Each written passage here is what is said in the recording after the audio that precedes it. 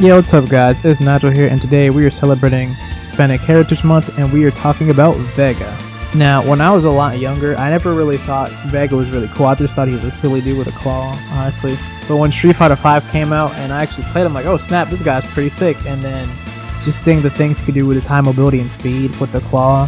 And he actually does have a somewhat interesting backstory that they don't really focus on too much about, because obviously he's not like a main important villain, but he still is someone really cool that I think should be explored a bit more. Because out of all the boss or villain characters, I think he's like the least explored compared to Bison, Borog, Sagat, and Fong. Actually, even Fong has more stuff about him since he has Aki. He doesn't even have like a student or anything. He's just by himself. So this is something they could grow on maybe if they do add him in Street Fighter 6. Now, before I begin the video, I just want to say we will be going over just the main series that is canon for him, like story-wise, when we'll go in order. We will not be going over anything like Street Fighter Cross Tekken or any crossover game or anything like that that's like not canon. But with that being said, there's timestamps in the bottom of the video if you want to skip to a certain section, and let's begin with the video. Now, the information that I'm about to say is from, I believe, either the plot guide or the strategy guide to one of the Street Fighter games talking about Vega, but this is Vega's early past. And in his early past, in his early life when he was younger, Vega was born in a privileged noble family in Spain. For some reason unknown, his family began to dwindle money-wise pretty much, and then his mother had to remarry for financial security to this guy that was pretty ugly to Vega, at least.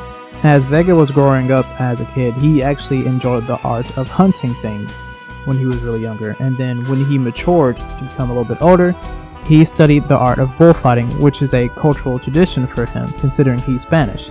And so he enjoyed the sport and found it fun, and found it an honorable thing to do to dispatch his prey up close with his own power and might.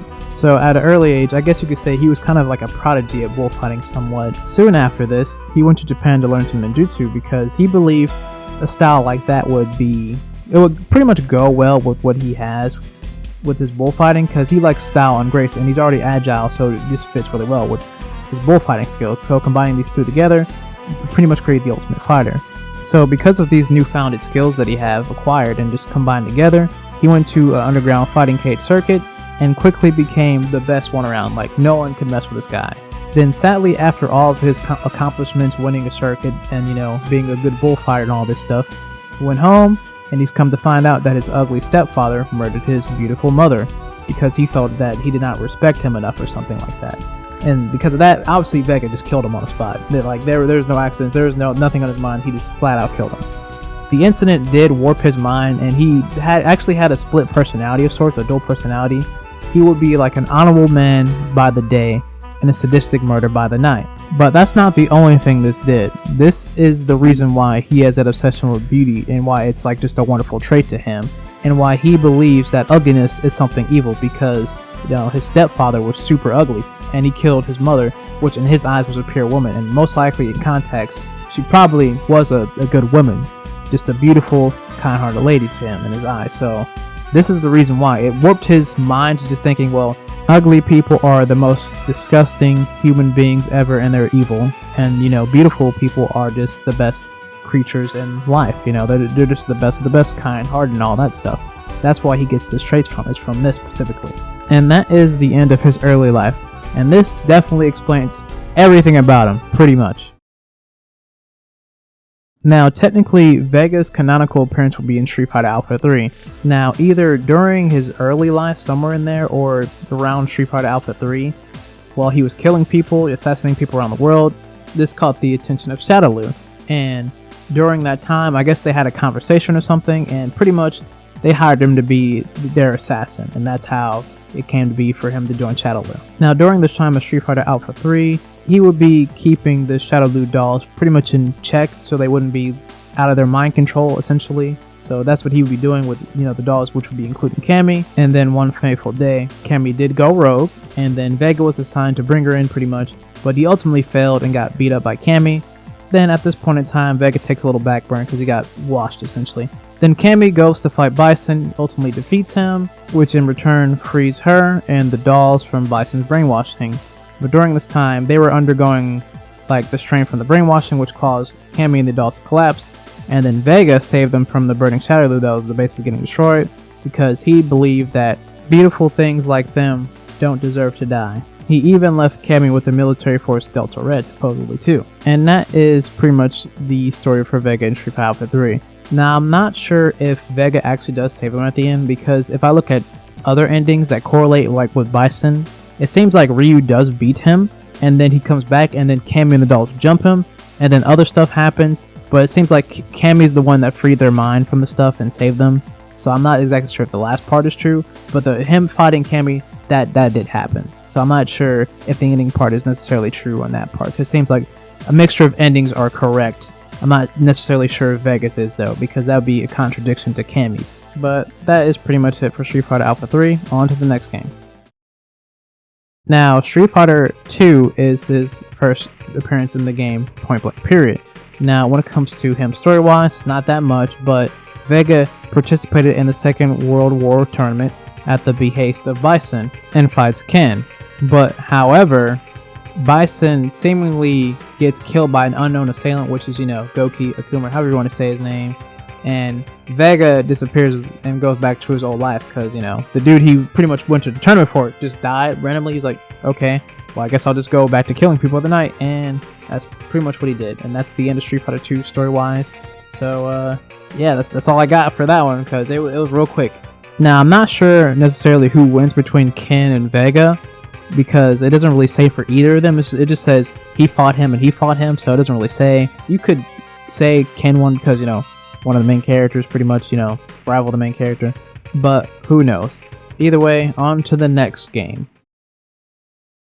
Now, in 4, it is unknown what he was doing during the time of Shadowlu's fall, so there's a lot of rumors going on that he returned to bullfighting, or that he was dead, like for instance in his rival match with Chun-Li, she assumed that he was dead or something, so yeah. But as you know, Vega was alive, and a division in Shadowlu called Sin wanted to recruit him, and he accepted the offer because he was intrigued of the idea of creating new bodies for oneself, because, eternal youth and being young and stuff like that.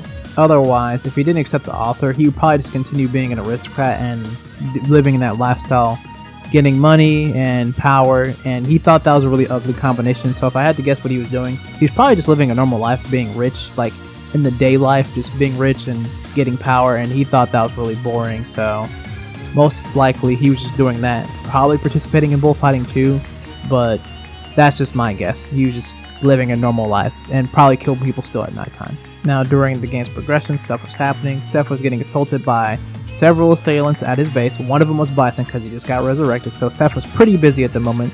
So what Vega decided to do was steal some valuable data on the project, and then Chun-Li came in trying to do the same thing. So he attempted to kill her by setting off a fire alarm, which released a toxic fire retardant spray, and then he escaped in a helicopter from the exploding base, and noticed Chun-Li was being rescued by Guile and Abel, and also noticed that she got a copy of herself, which he did not know they had.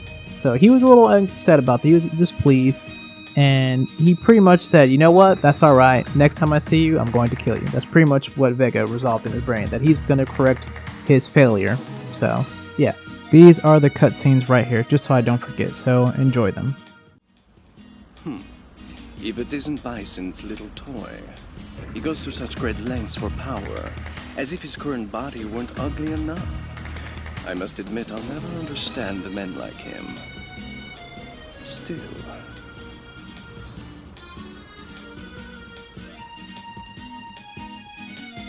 I admit I'm intrigued by the idea of creating new bodies to inhabit.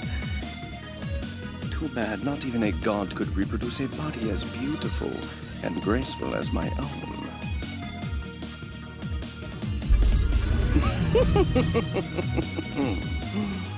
You ugly creature, you. Soon your power will be mine. Then I can ensure that my beauty will live on forever.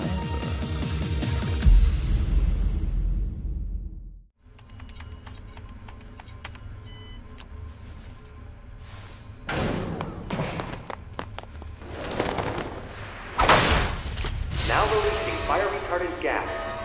This gas is toxic.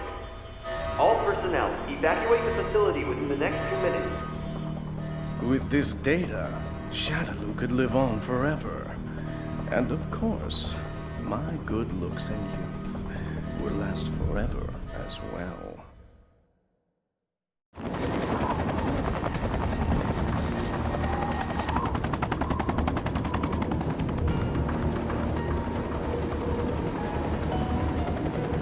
survived, did she? So be it.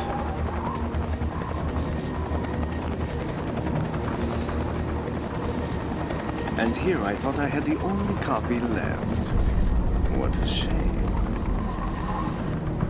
Until we meet again, my beauty. And that's pretty much the end of Street Fighter 4, essentially.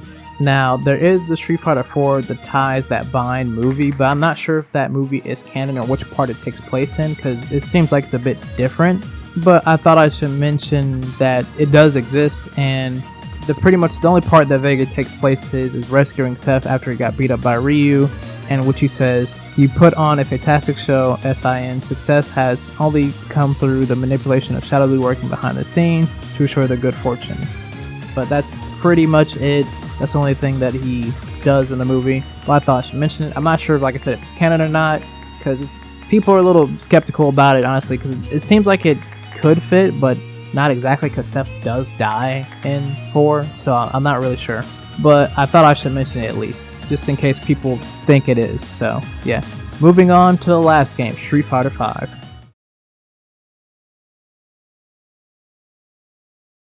Now, when it comes to Vega story stuff in Street Fighter V, there's two parts you can break it down to, which is the character-specific stuff, like the character stories, and the main story stuff. We're going to go over the character story stuff first because it makes it easier for me. So, I guess just enjoy the cutscene, and after I'll explain some stuff. To think even now these dolls continue to be used. Only a beauty born from the flame of emotion is truly valuable.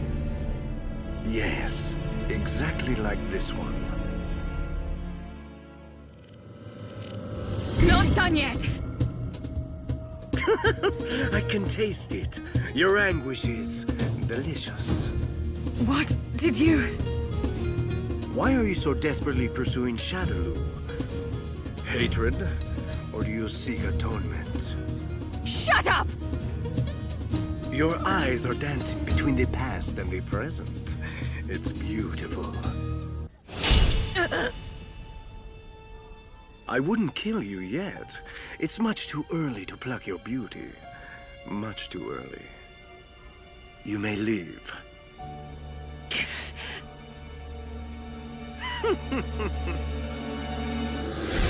Oh, I wasn't aware that you were here, Mr. Vega. The upgrades I applied to the new and improved dolls, were they to your liking? I have, of course, increased their combat power, but also enhanced their connection to psycho power. So now they will faithfully follow the orders of Shadow Lu. They are perfect weapons. Do you not realize the ugliness of your own deeds? How pathetic. Huh? How dare you mock Shadow Lu's second hand? It would be wise to mind your tone. It seems you were better than I thought. However... Pardon, sir. What is it? We have found body number 006. It's working in conjunction with Killer B. 006 and that eyesore Killer B working together? We will remove the traitor, and then we'll proceed to recalibrate 006. Where are they? Right here. Are you trying to escape? I'm tired of seeing your ugly face. That contemptuous little bastard! I found you. Oh, fun. Such boorishness. What's this? Why is she fighting so hard for a doll? The beauty of self-sacrifice will only last for a fleeting moment. Kill me! Not anymore. I'll never let any of you be used again. Not now. I can't lose. Not just yet. I see. What's so damn funny? I don't think you comprehend the danger of the path you've chosen. What? You'll learn when the time comes. Don't move! What are you doing here? You bastard! I guess I'll just wait for now. The fear of loss and the grief of despair will serve to create a new beauty. But until that moment... Now, I'll say an interesting thing that Vega pointed out to Kiyomi was like, I don't think you comprehended what the path you've chosen, how dangerous it is. I think he's kind of making a similarity to his past and his early life, and how his mom died a bit, and how that could turn her into something else that she doesn't want to be, possibly. That's one way to see it, or it could be something else that, you know, he sees more potential in her being like this and becoming a really better person, a beautiful person. It could be interpreted two ways. I think it could be the first one, which is interpreting how his mother died and how it affected him, possibly. But I don't really know, so I like that similarity that he made with Cammy at the end there, but that's just my thought process there. And then there is another character story mode that does feature Vega. There's two actually, which is Cammy's, but it's just the fight, the cutscene I just showed you pretty much, except her side, but we're not talking about her. Obviously we're talking about Vega.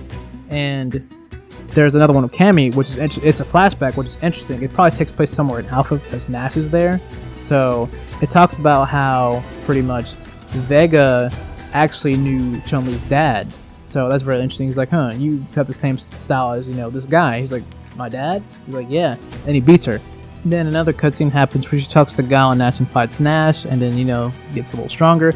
And then goes to fight Vega, and he actually, Vega actually has a group of his own for Shadowloo in the past, which actually included Birdie. So Birdie showed up and fighting Nash and Charlie, and then she fights him, and then she does beat him, but he's like, I guess I'll have to tell you about your dad. Then he says, psych, jumps in a helicopter and just says, until we meet again. That's pretty much what that is. So it's kind of interesting that he does know her dad in a way, which is really interesting. But that's pretty much it with the character-specific stuff.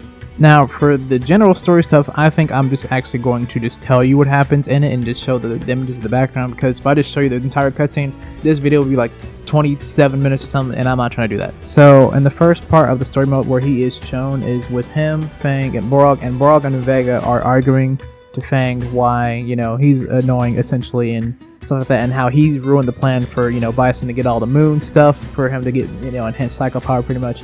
And they're arguing about that and stuff like that. And then he insulted both of them. Fang insulted Vega and Borog, and then they're about to just jump him and beat him up. But Bison is like, oh yeah, my lieutenants are killing each other. That's kind of cool. Then Fang tells Bison that two of his soldiers actually have gained strength from the moons, that giving him psycho power, so they're pretty much enhanced beings. And then to test them out, he had them forcefully fight Borog and Vega. Now obviously that annoyed them, so they're about to really jump him this time. But then they are interrupted by Chun-Li and Gao running into them, and so she wanted to stop Bison, and she got handled by Bison real quickly. Then Gao tried to step in and save her from Bison, and then Vega interrupted that by him fighting Guile, and then he actually managed to push Guile back enough to where Bison could almost kill her. But before he could do that, Cammy came in and saved him, and then they ran off. And that's pretty much the end of Vega at this point in time. Then Vega does show up yet again on a rooftop in Brazil, watching over the protagonist doing stuff, trying to get the keys for the moons or whatever. And DiCaprio, Cammy, and Jury were there, and Jury took Cammy and DiCaprio to a different location, and then Vega pursued them. Vega does eventually find them, and then he gets into a skirmish with Cammy, which he ultimately knocks her out unconscious. And then Jury steps in to fight Vega, and it seems like it's more of an even match here, but it doesn't seem like Jury can really lay a hand on him too. So that happens, and then Cammy comes too and gets really mad because Vega is standing there to Capri, so he's assuming that he hurt her, which he did not. And then she hits him with a spiral arrow and knocks his mask off, and he's like, I see you're trying to protect your sister, pretty much. He didn't say that, he just says, I see, and then he, you know, leaves. He says, I'll come back later, pretty much to go hunt you guys, but he sees that she's trying to protect her, and he's like, okay, that's kind of, I guess, in his mind, beautiful or something. I don't really know what's going through his mind. They don't really talk about it, but he just leaves him alone, essentially. And then in the last part of the game, there's the final altercation between Vega and Cammy, and he does beat her yet again. And then before he could even finish his final blow, DiCaprio steps in and saves her. And then after that, immediately, Jury comes in with her motorcycle tri-bike thing or whatever, and then almost hits Vega, and then he claws it, destroys it, and then proceeds to fight Jury because he's at this point just agitated about her just being everywhere and interrupting him, doing what he wants to do. But there is no winner of the fight between Vega and Juri. They don't really say anything or who won or anything. It just ends abruptly to a different cutscene with other stuff happening. But Vega does show up again later after the dolls are free from their brainwashing. And he's like, well, I guess that's it. And he just walks away. And there's one final cutscene of when Bison dies and Shadowloo's pretty much destroyed and everything. Well, the base is getting destroyed, where he throws his mask away, and that's pretty much it. That's all of Vega in Street Fighter V. Now, my understanding of Vega in Street Fighter V, it seems like he finds it beautiful that Cammy is protecting her sister DeCapri, even though she's hideous and ugly, and you know, she's just a doll, a toy essentially to him. So he's like, I admire that, and that's why he's like, I see what you're doing. I'm just gonna leave you alone, do your thing, and stuff like that. So I think that's kind of cool. I will say the cool thing about Vega in this game too, and story-wise, he actually didn't really take an L. Like and there was no fight where he legitimately lost the entire game. Like he was either even or he won the fight, which I thought was really cool. Now in his arcade ending, it appears that he just goes back to his normal life and he fights in the underground circuit again. So that's pretty much the end for Vega currently. So they can bring him back if they want to again. Like all they need to do is just have JP hire him or something in Street Fighter 6 or 7 if he doesn't make it back. But it's not really too hard to add him because his goals are pretty well. Just it's either beauty or fighting. That's pretty much what Vega likes essentially. So he can definitely be brought back and maybe even give him more detail to his character if they wanted to. Now that is pretty much all the story stuff we know about Vega thus far, unless there's like some information that people just don't know about, like in a book or something. But that is pretty much it. Now, there is an interesting fact I wanted to mention about Vega, and it is about his weapon. So when I was looking stuff up about him, I found out that his hand claw is actually called a baknak, which is actually a Indian Hindu weapon. So that is where his weapon originated from, actually.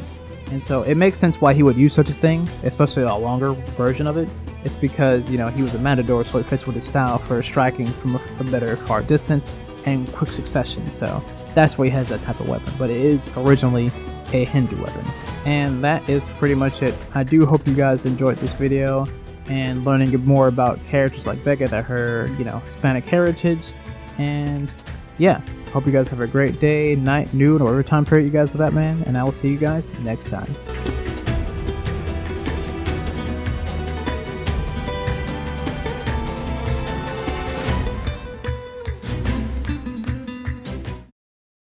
Next time on HHP.